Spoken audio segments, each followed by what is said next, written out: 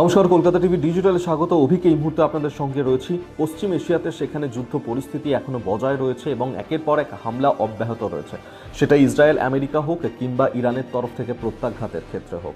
এবং সবথেকে গুরুত্বপূর্ণ এক্ষেত্রে যে বিষয়টা সবাই নজর রাখছিল যে এক্ষেত্রে ভারতের অবস্থান কোথায় হবে, কারণ ইরানের সঙ্গে ভারতের সুসম্পর্ক, অন্যদিকে আমেরিকা ইসরায়েলের সঙ্গেও ভারতের এই মুহূর্তে সুসম্পর্ক, এবং সেক্ষেত্রে ভারত কী করবে এইটা খুব গুরুত্বপূর্ণ বিষয় ছিল সবার ক্ষেত্রে। এবং সেক্ষেত্রে আমরা দেখলাম যে এই পশ্চিম এশিয়ায় যে যুদ্ধ পরিস্থিতি তাতেই এবার প্রধানমন্ত্রী নরেন্দ্র মোদী তিনি কথা বলেছেন।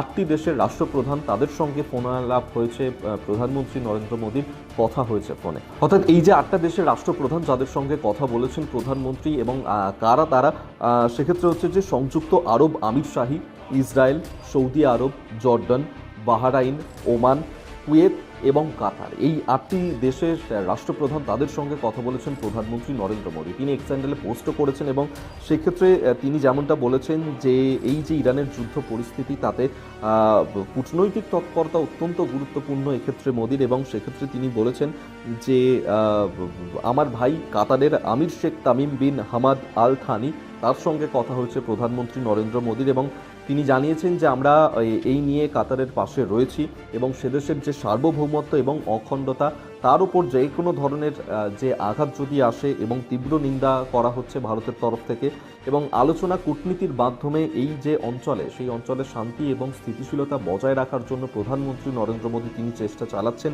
এবং এই কঠিন সময় কাতারে থাকা যারা ভারতীয়রা রয়েছে তাদের জন্য সতর্ক করা হয়েছে এবং তাদের পাশে থাকার জন্য ধন্যবাদও জানিয়েছেন তিনি সেই সমস্ত দেশকে। তিনি ওমানের সুলতান হাইথাম বিন তারিক এবং কুয়েতের ক্রাউন প্রিন্স সাবা আল খালেদ আল হামাদ আল মুবারক আল সাবার সঙ্গেও ফোনে কথা বলেছেন, এবং দুটো আলোচনাতেই এক্ষেত্রে প্রধানমন্ত্রী তিনি নিজ নিজ দেশে যে হামলা হয়েছে তা নিয়ে উদ্বেগ প্রকাশ করেছেন। তার শুধু তাই নয়, এর পাশাপাশি সেখানে বসবাসকারী যারা ভারতীয় সম্প্রদায়ের মানুষজন রয়েছেন তাদের সুরক্ষা এবং কল্যাণের বিষয়টাও সেখানে সুনিশ্চিত করার জন্য তিনি সেখানে আবেদন করেছেন। প্রধানমন্ত্রী নরেন্দ্র মোদী তিনি এক্স হ্যান্ডেলে পোস্ট করে আরও লিখেছেন যে মহামান্য সুলতান হাইথাম বিন তারিকের সঙ্গেও তার কথা হয়েছে এবং এই যে পশ্চিম এশিয়ার সাম্প্রতিক পরিস্থিতি তা নিয়ে তারা কথা বলেছেন। ওমানের সার্বভৌমত্ব লঙ্ঘন করাতে তিনি নিন্দা জানিয়েছেন।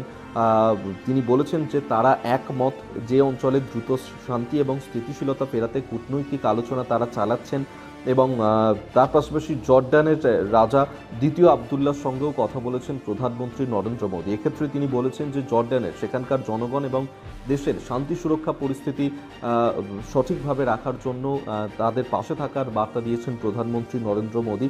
অর্থাৎ এই যে ক্রমবর্ধমান পরিস্থিতি এবং এই যে কঠিন পরিস্থিতি, সেই পরিস্থিতিতেই 8টি দেশের রাষ্ট্রপ্রধানের সঙ্গে কথা হয়েছে এবং ভারতের এই যে অবস্থান প্রধানমন্ত্রী নরেন্দ্র মোদী তিনি তা জানিয়েছেন, এবং সেক্ষেত্রে অত্যন্ত তাৎপর্যপূর্ণ ছিল যে ভারত ঠিক এরপর কী করতে চলেছে।